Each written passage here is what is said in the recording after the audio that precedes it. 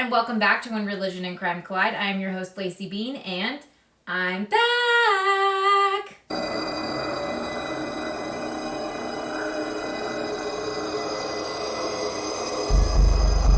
I know it has been a hot minute since I've posted any content here on YouTube. It has been an absolute craziness for the last 10 months. And if you're not following me on TikTok, then let me give you a very quick rundown of what the hell I've been doing. So I did pass the test and became certified in trauma recovery, and I launched my coaching business in March of 2022 and started coaching people for trauma recovery who are suffering with religious trauma. I absolutely love it. It's going wonderful, and I enjoy working with every single client that I have right now. We did do our big move from Idaho to Tennessee. That was absolutely bonkers because a big move like that always is going to be.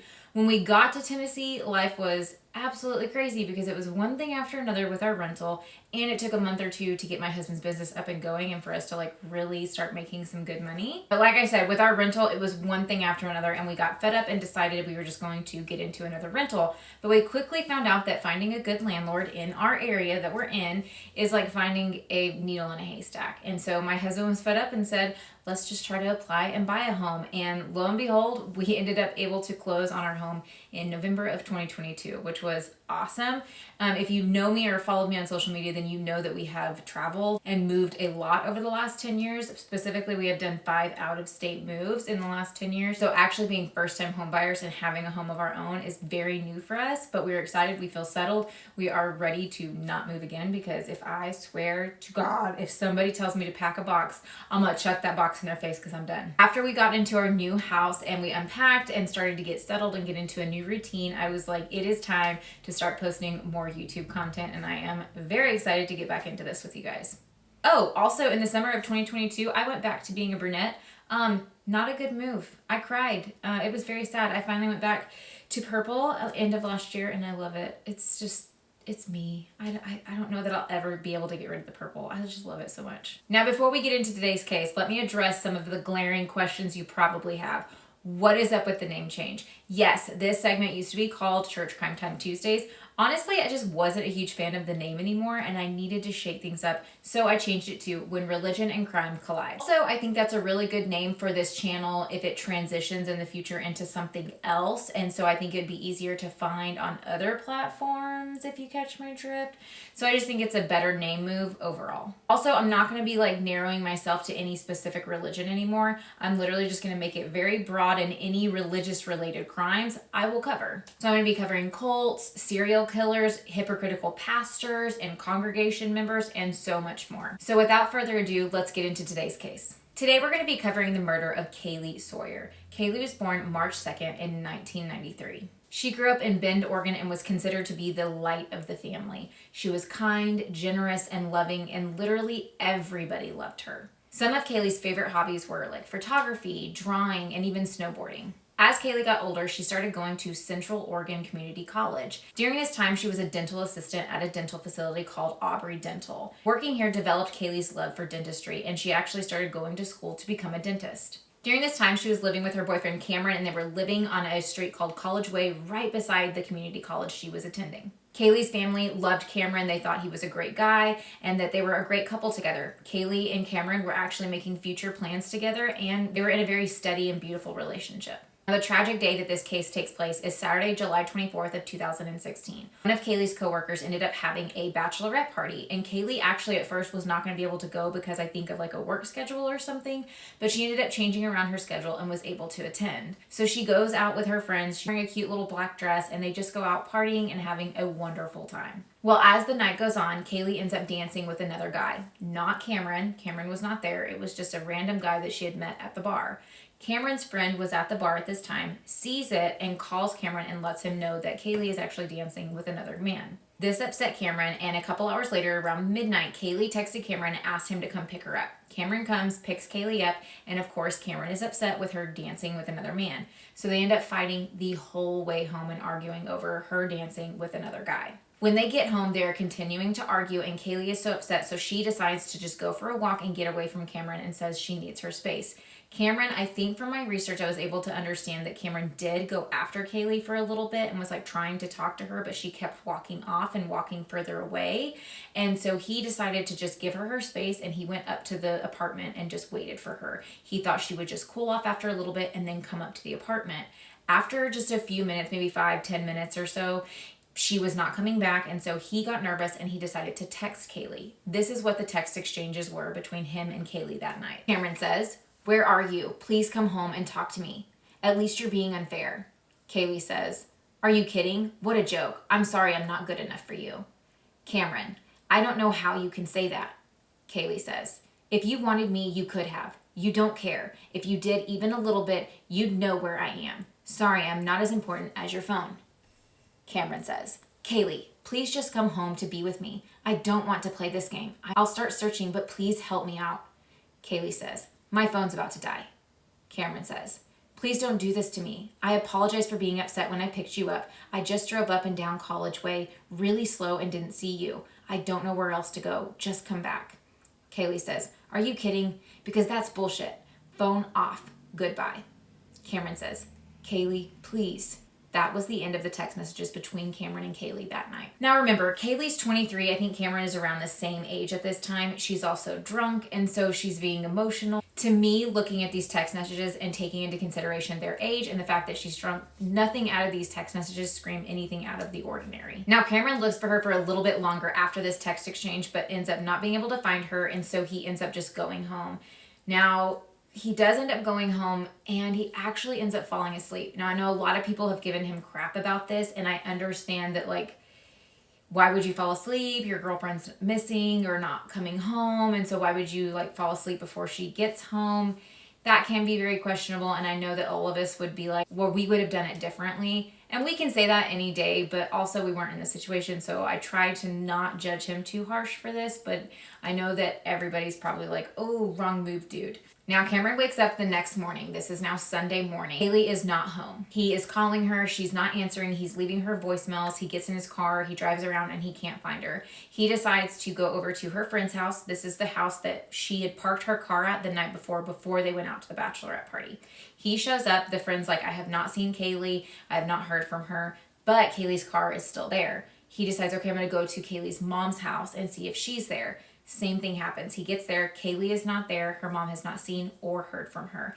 Cameron is freaking out. Kaylee's mom is now freaking out. She said at this moment she felt like something was wrong, and she even said that she felt that Kaylee was not with them anymore. Cameron decides to start calling Kaylee's dad. Kaylee's mom and dad are divorced at this time. Kaylee's dad is remarried to her stepmom. They are at church. Cameron is calling Kaylee's dad over and over and over again, and even texts him and says, "I can't find Kaylee anywhere. Call me." So without any idea what to do or where to go next, Cameron ends up calling 911 and reports Kaylee missing. Now, Kaylee's mom knew that Cameron had called 911, but she really wanted the police to take this seriously, so she calls 911 too to report Kaylee missing, and also reports that Kaylee has epilepsy and that she could be in danger if she doesn't get her medication. Now, this was kind of just a embellishment of the truth. Kaylee did have some kind of form of epilepsy, or was known to have some kind of epilepsy seizures in her past, but it wasn't something that was like detrimental or something I think that she was worried about day to day. But her mom knew that missing persons cases, especially in adults, aren't taken seriously for the first 24 to 48 hours, and she didn't want that to happen to her daughter's case, and so she just kind of embellished the truth so the police would take it a little bit more seriously. Honestly, I can't blame her. I don't know how many cases I have read or heard about where they don't take it seriously for 24 to 48 hours, and we all know that is the most crucial part of an investigation, especially with the missing persons. Also, I want it to be known that you do not have to wait 24 to 48 hours to report somebody missing.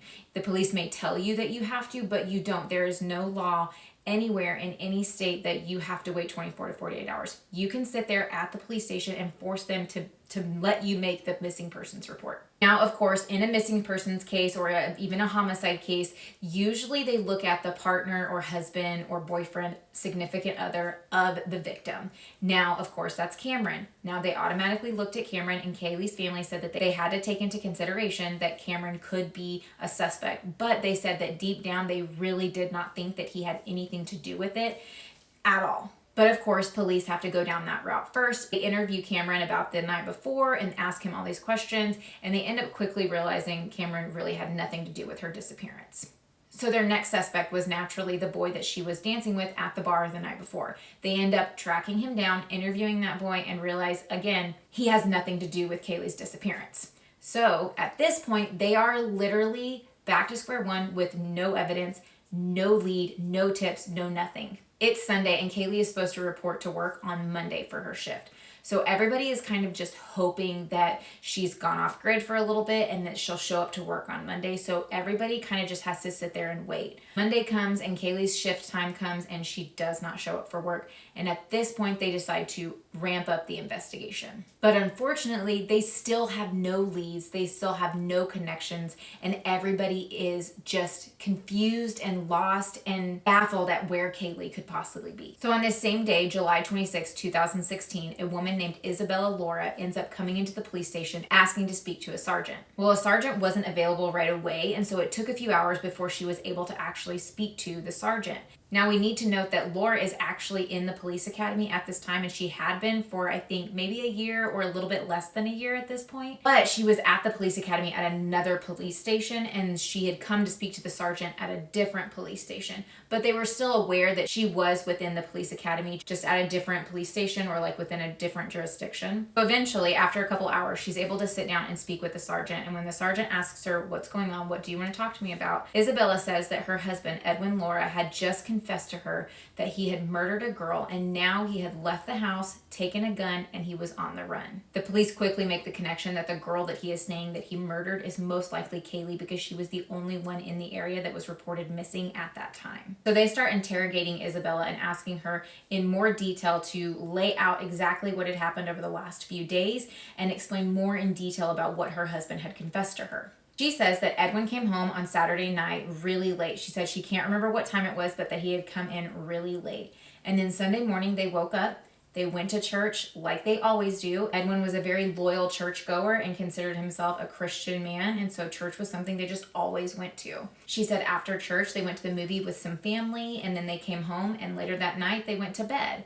On Monday morning, she woke up around 9 a.m. Edwin had stayed in bed for a little bit longer, but then after he got up, she said he was acting really strange. He seemed a little paranoid. He seemed off. He had looked like he had been crying. He just starts confessing to her that on Saturday night, he had hit a girl with his patrol car. He was a security officer at the community college, and he had killed her, and he freaked out, and he hid her body, and he had taken all of her belongings, and he had hid them in their shed in their backyard. Isabella is freaking out, while also Edwin is still freaking out, and he decides after he has confessed all of this to her to pack his bags, grab a gun, and then take off in his car. Isabella decides to go to the police station and report everything her husband had just confessed to her. Now, right off the bat, the police are a little bit questionable about the story that Isabella is saying because usually in a hit and run case, the perpetrator will come back to the scene. But the fact that Edwin had left and also had taken a gun made them question certain things and form the opinion that Edwin was probably very dangerous. So a lot of things start happening at one time. They decide to put a bolo out for Edwin while also sending some investigators to search the shed at the Laura property. And they start interrogating Isabella more in depth to get some more information on Edwin and possibly try to figure out where he was. Now, the investigators that went to the shed at the Laura property ended up finding a trash bag full of Kaylee's belongings. And not only did they find her belongings in this trash bag, but they were covered in blood along with a big rock that was also covered in blood. At this point, the investigators made the decision to change the case from a missing persons case to a homicide investigation. Now, in this shed, they also made a very weird discovery. They had found kind of like a trifold type poster board that Edwin had made of the railroad killer. And it was like a presentation he had done for like a psychology class where he was teaching on the psychology of the railroad killer. If you don't know who the railroad killer is, we will definitely be covering him on this channel because he was a serial killer in the 1990s that would kill people all along the railroad. I think it was like along multiple states. And he believed that he was an avenging angel of God that was sent to kill people that he deemed were evil. Now, it's not weird that he had this for a psychology class. Like, it makes sense to have this and to do a psychology type presentation on somebody of this nature. But what was weird was this presentation board actually had physical pictures of the physical dead bodies in this case. Now, I feel like that is taking it to an extreme level when reporting on a case. Like, I know it's YouTube and you can't show stuff like that on here, but I feel like the majority, if not all of the people who report on true crime, would not show that kind of physical evidence when reporting on a case. Like, those are images that you don't really need in your head. And red flag. Let's just put it there. Red flag. Now that the case has been changed to a homicide investigation, police are more determined to try to track down Edwin. And they end up finding out from Isabella that Edwin had had an affair with another woman, and this woman was out in California, and where this woman was also where Edwin's family was. Now, Isabella knew about this affair, but she had forgiven him for it, and they were working on it and trying to move past this affair. But what this told police was that most likely Edwin was probably heading to California. They spend most of Monday and all day Tuesday trying to locate Edwin and getting more information from Laura. They even tried to get Laura to call Edwin multiple times, but it just kept going straight to voicemail. Now we're going to jump to Salem, Oregon. This is just a handful of hours away from Bend, and this is all kind of happening around the same time that Laura is turning her husband into the authorities, okay? So we're going to go to Ross Dress for Less in Salem, Oregon. A girl named Andrea was leaving work on Monday, July 25th. As she was walking to her car, she was really tired and just kind of distracted. She had worked, I think, like a double shift or a really, really long shift, and she was just exhausted. So she was kind of scrolling on her phone. She gets into her car and she still continues to like scroll on her phone. And while she's sitting there, somebody reaches through her passenger window to unlock her car and they jump in. At first, she feels like a coworker's like playing a prank on her. And she looks over and this guy had jumped into her car and he's wearing a backpack and a bulletproof vest. She giggles because she thinks that this is a joke and she even says, "Are you kidding me?" But the guy who jumped into her car puts their gun against her thigh and says, "This is not a joke. Do what I'm telling you to do or I will shoot you." The man who jumped into her car was Edwin Laura. Andrea quickly realizes that she is in grave danger. Edwin forces Andrea to drive him to California. When they started driving, after about an hour, Edwin ends up having to have Andrea pull over to the side of the road and tries to get her to calm down because she's driving erratically and he is scared that the police are going to be tipped off to them driving erratically and they're going to get pulled over and he's going to get caught.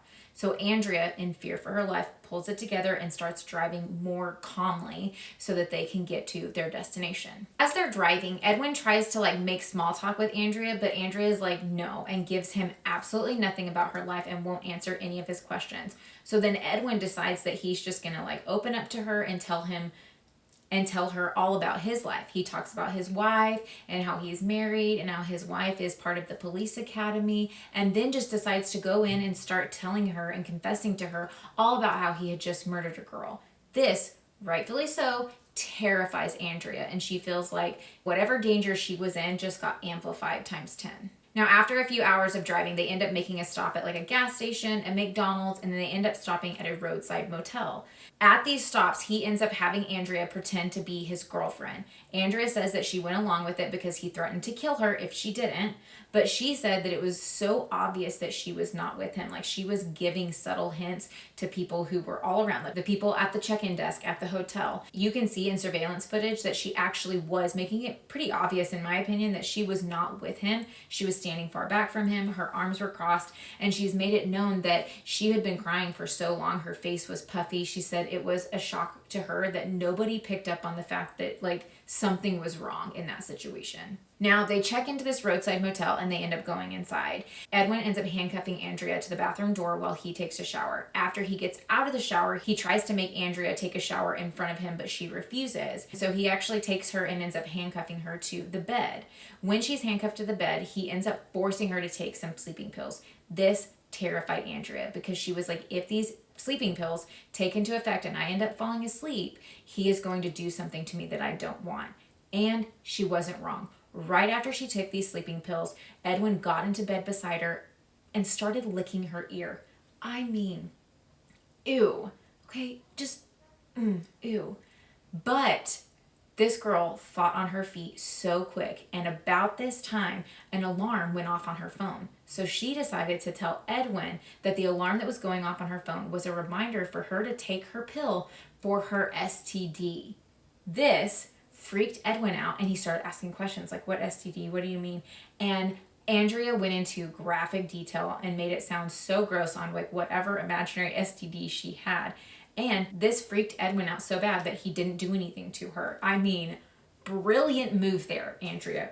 Brilliant. Now, after this, Edwin ends up getting on the phone with somebody, and he's speaking Spanish. Andrea said she knew Spanish, but it was really rusty, or she couldn't really make out what he was saying, but she could make out that he was really paranoid and that he was scared. And before he gets off the phone call with this person, he ends up telling them, they're sending helicopters, I gotta go. So he hangs up the phone, he takes Andrea, puts her in the car, and they end up leaving the hotel room. Now, they had only been at this hotel room for a couple hours before they decided to leave and get back on the road. So after they continue driving for a handful of more hours, they end up arriving at Wairika, California at 5 a.m.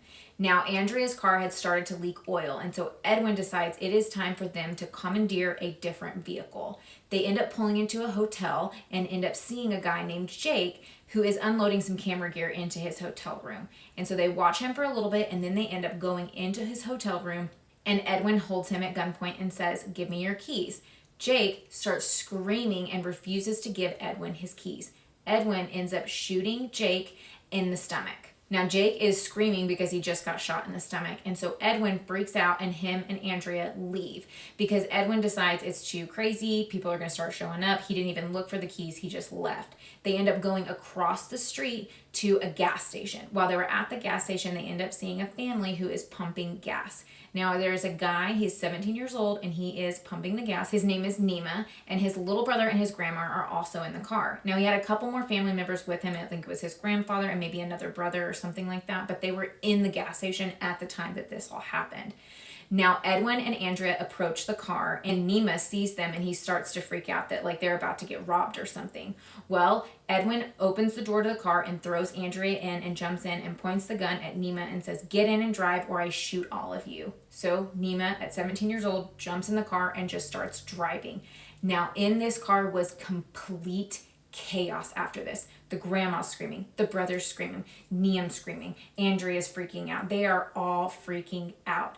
Well, Edwin threatens to kill people if Niam does not get the car under control. Niam tries, but everyone's still freaking out. Well, I guess Edwin just like gives up on trying to calm the car, and then he just starts talking and asking everybody in the car if they have ever had the urge to kill somebody. Now, I am guessing, this is just totally my opinion, but if I had to guess, it probably like calmed down in that car. Like at that moment, it was probably chaos, and then he asked that question and it all just went silent, and they all just like looked at each other like, what the fuck is happening?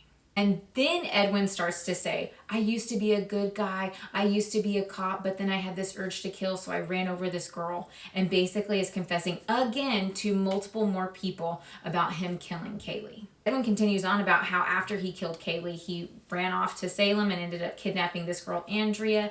And after telling this whole story, everyone in the car is so freaked out and terrified for their life.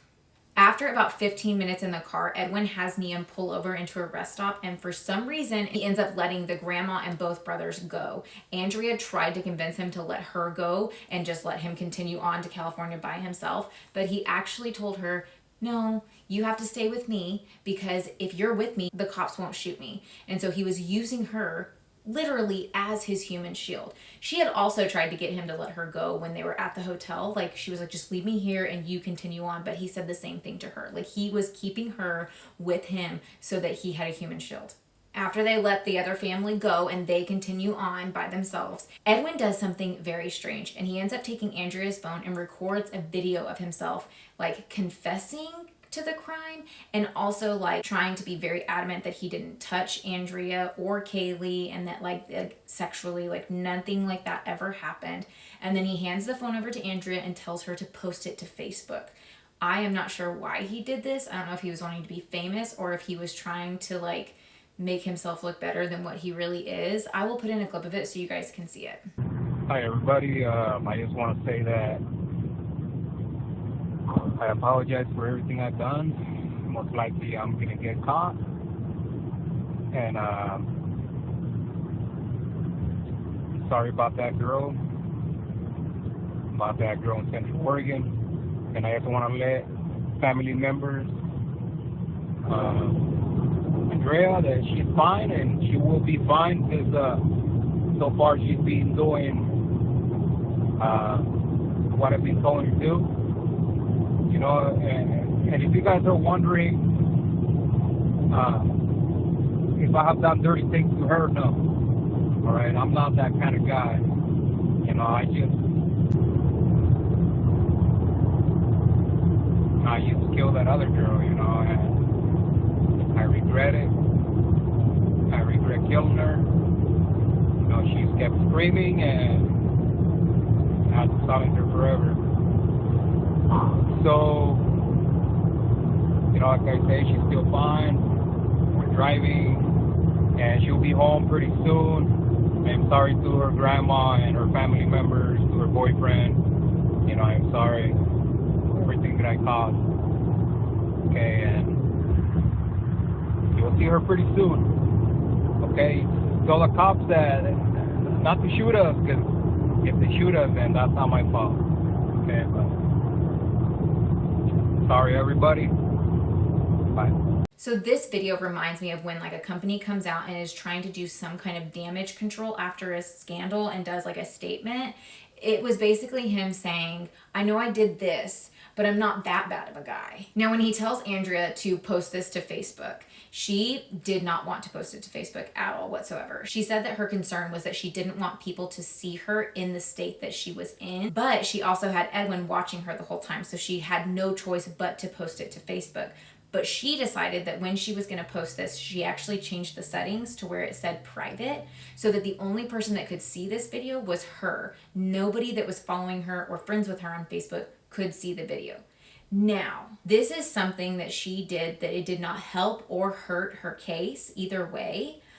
And so it's not really a big deal that she made it private at all. But I'm curious what you guys would do in this situation. Personally, if it was me, I would have posted that shit to Facebook right away. I would have wanted it shared time and time and time again. I would have wanted authorities known as quickly as possible, and maybe they could do some pinging and triangulate where I'm at. Like, I would think that it would be very beneficial for it to go public. So in my personal opinion, if it was me, I would have posted that shit public. And I've been like, can I post it to TikTok? Can I post it to Instagram? I'd have been like, can I post it everywhere? I don't think I would have made it private, but I also understand why she made it private, because she didn't want people to see her in that state, because that's like embarrassing and that's very traumatic. And so I understand why somebody would want to make that private. But I think in that moment I would be more concerned about just making it out alive. But yeah, I'm just curious, what would you guys have done in that situation? Anyway, moving on. After the video is posted to Facebook, Edwin decides to call Isabella. And on this phone call, Isabella is trying so hard to get him to just stop everything and turn himself in. Of course, he's not going to do that, and so he ends up just saying his goodbyes and hangs up. After this phone call to Isabella, Edwin started to feel the walls closing in on him, and he realized that sooner or later, probably sooner rather than later, he was about to get caught, and he starts freaking out and just acting very erratic. He is speeding. He's going like 120 miles per hour and just, I mean, he's losing it. But then all of a sudden, out of nowhere, he calls 911 and tells them who he is, where he is, and what he is wanted for. Now, the operator is trying to get him to pull over and just turn himself in and let the cops come to him, but he kind of like goes back and forth with the 911 operator multiple times. And he even states that the reason he's calling 911 is because he wants the 911 operator to call the police and let them know that Edwin has asthma, and so they need to go easy on him when he's arrested. What? Eventually, after a handful of minutes of being on the phone with 911, she is able to convince him to pull over to the side of the road, and the cops end up directing them out of the car, walking backwards to the police officers, and they put both him and Andrea under arrest. Now, this is very unfortunate, but Andrea was not only put under arrest, but she was strip searched, fingerprinted, everything when she got to the police station in California. She said it was highly traumatizing because she had just went through all of this for 2 days, and now she's being strip searched by the police. I understand that situation, that the police did not know her role or what was going on, but Edwin had already told 911 that she had nothing to do with it. She had said she had nothing to do with it. She had said that she had been kidnapped from Salem, Oregon. So it would have only taken a couple of phone calls for the police to realize, like, yes, she had nothing to do with this. Yes, she was kidnapped and she is a victim. And yet it took multiple hours. And in that meantime, instead of just like putting her in a holding cell and waiting for that information to come in, they strip searched her. And I know I'm not a cop and I'm probably not seeing the full picture and there's things that I'm not understanding, but I just feel like really bad for her that that's what she had to go through, and that's just another piece of trauma on top of a just trauma Sunday that she had. Now I think Edwin realizes that like he's caught and he has no way out, and so they end up interrogating him at the police station, and for 6 hours he ends up confessing the entire crime to the police officers in California. Now, in Edwin's confession, this was the first version of events he gave police officers. He said when he was doing his patrol around the college that night that he bumped into Kaylee, and when he got out of the car to check on her, he noticed she was drunk and she was screaming, and he freaked out because she's screaming, so he started to strangle her and she ends up passing out. So he takes her body and he puts it into his patrol car, and then he starts driving. Well, when he stops and opens the patrol car, she starts to wake up and she starts freaking out, screaming again. And so he freaks out and just starts like putting her in a headlock and throws her to the ground and then beats her with a rock and she dies. It was like he was trying to say, I accidentally hit her and then I just overreacted. Oops, I killed her. Now, police are, of course, not buying this whatsoever. And they know that Edwin is a very spiritual person. And so they try to come at him from a different angle, and they bring in a different investigator. And he approaches the situation with Edwin saying, okay, I know you love God and you're a spiritual man and you're going to have to stand in front of God one day and you're going to have to take accountability for what you've done, and how you get forgiveness is by, admitting your sins. And so I need you to tell me what happened. And somehow this actually did work with Edwin, and Edwin just started confessing. And this is what actually happened that night. Now, Edwin never actually hit Kaylee with his car. So he was out patrolling that night around the college, and he ended up seeing Kaylee walking, and he stops and he asks her if she needs a ride. But he stopped to ask her if she needed a ride because he wanted to try to elicit sex from her. He said that he thought she was a prostitute. I don't believe that for 1 minute. She gets into his patrol car, and when she gets in, he ends up asking for sex. Kaylee refuses, and so he decides, I'm just going to rape her. I'm just going to take advantage of her. So he attacks her. Kaylee freaks out, starts fighting back. I'm assuming Kaylee got out of the car at some point, and he gets out of the car and attacks Kaylee as well. Strangles her and gets a rock and beats her to death. After Kaylee is laying there dead, he ends up taking advantage of her and rapes her. Now, during his confession, he also drew a map and showed where Kaylee's body was. Now, I am not sure why the investigators thought that this was a good idea or what their motives were behind it, whether it was to try to get more evidence or if they were really trying to help Edwin. I'm really not sure. But they told him that they thought it would help him if he wrote a letter to Kaylee's father. If somebody knows or can kind of come up with some kind of reasoning why they thought that this was a good idea, comment below, because I still am just like, what were you thinking on this part? But they decided to have him write a letter to Kaylee's father. Now, this letter he wrote to Kaylee's father was basically Edwin saying that he had been trying to ask Kaylee for forgiveness, but God wouldn't let the devil talk to angels. And so he was saying Kaylee was an angel and he was the devil. And so he couldn't ask Kaylee for her forgiveness because she couldn't hear him. So he was asking Kaylee's father to ask Kaylee for his forgiveness on Edwin's behalf.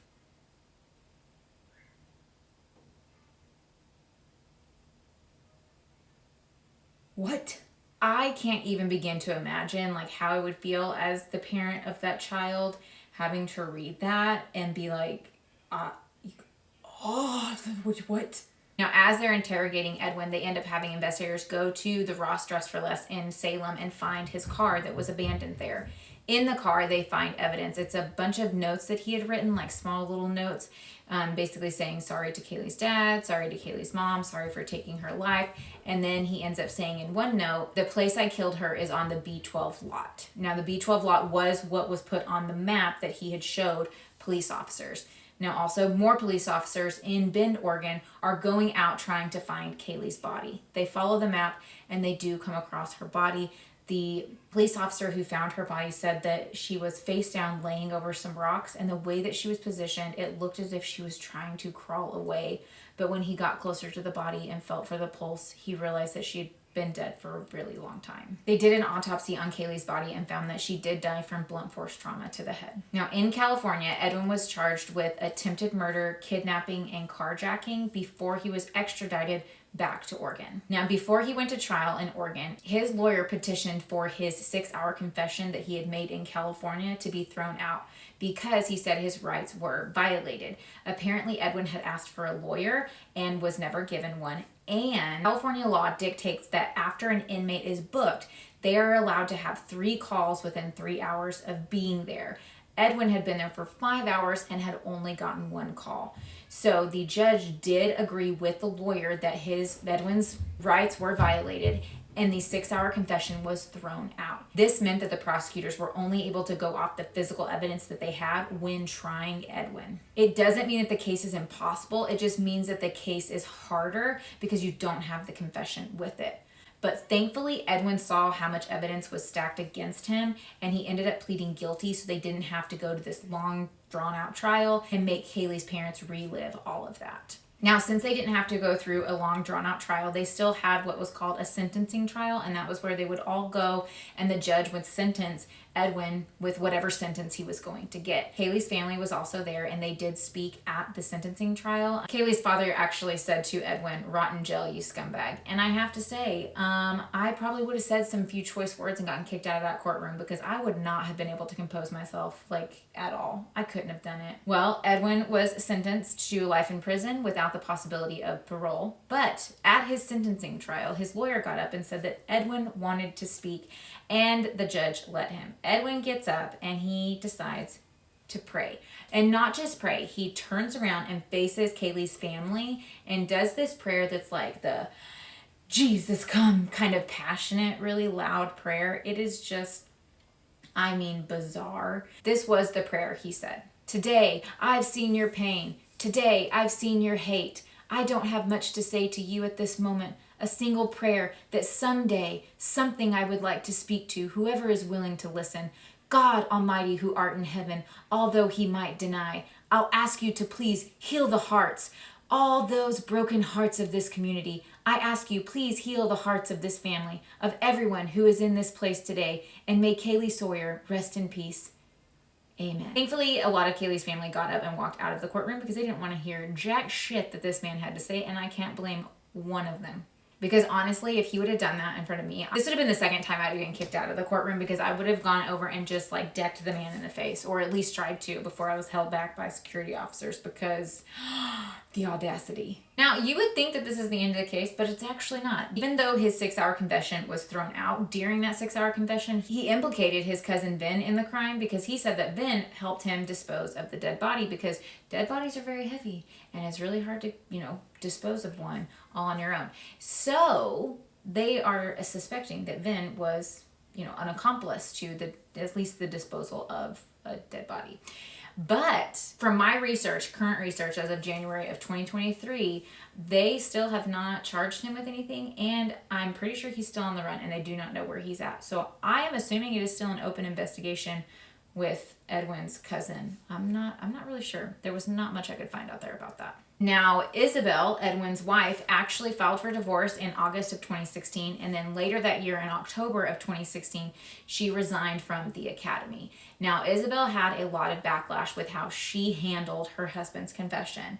Many people believe that the moment he left the house, she should have called 911 and reported it right then and there instead of going to the police station and then waiting a few hours to talk to a sergeant. And I think because of the backlash, it was too much for her to handle, and she ended up resigning, like I said, in October of 2016. Now, here is the crazy part. Prior to Kaylee's death, the chief of police in Bend, Oregon, and professors and students at the community college had said that they were not okay with the way that the security department was handling and operating. The police chief even said that the way that they were operating was basically bound and determined that something tragic was going to happen one day, because they said the security department was acting way outside their legal authority. The security officers were able to make arrests. They were able to make traffic stops. They were able to investigate crimes, and it was giving the security officers a lot of authority for not having adequate like background checks or like checks and balances in place. And so they warned the college, like, this is a very big problem. So the college ended up doing an internal investigation, and this investigation reported that yes, the security department was operating out of its legal jurisdiction, and there needed to be a sweeping overhaul of the entire department. What did the community college do? They decided to give their security officers uniforms that looked almost identical to the Bend police officers, making the whole situation 10 times worse. Now students were confusing the security officers with actual police officers, and Kaylee's family believes that the only reason she got into the security officers' car that night was because she thought it was an actual police officer. Kaylee's family ended up pushing for a law that went through that was called Kaylee's Law, which makes it mandatory that security officers look vastly different than police officers so students can tell the difference quickly without getting them confused, so it keeps them safe, and it even keeps the security officers and police and law enforcement safe as well. Kaylee's family even won a lawsuit that they had filed against the school for not keeping Kaylee and the students safe.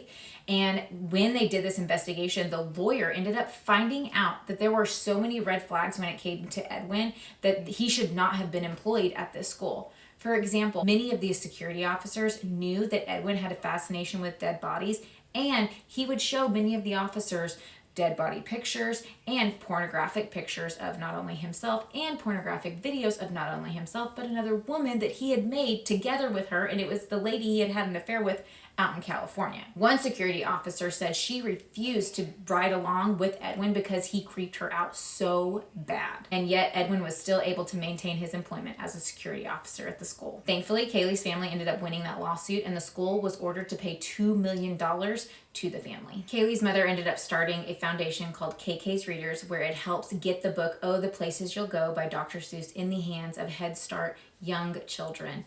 They actually have bumper stickers and signs all across Bend, Oregon that can still be seen today to keep Kaylee's memory alive. And that is all I have for you for the tragic case of Kaylee Sawyer and the fucked up human of a being that is Edwin Laura. If you have any other case suggestions for me, please comment below. I would love to hear what you would like me to cover next. I'll be back next week with a new case, but until then, drink some water, don't be a dick, and I don't know, go take a nap, okay? Bye!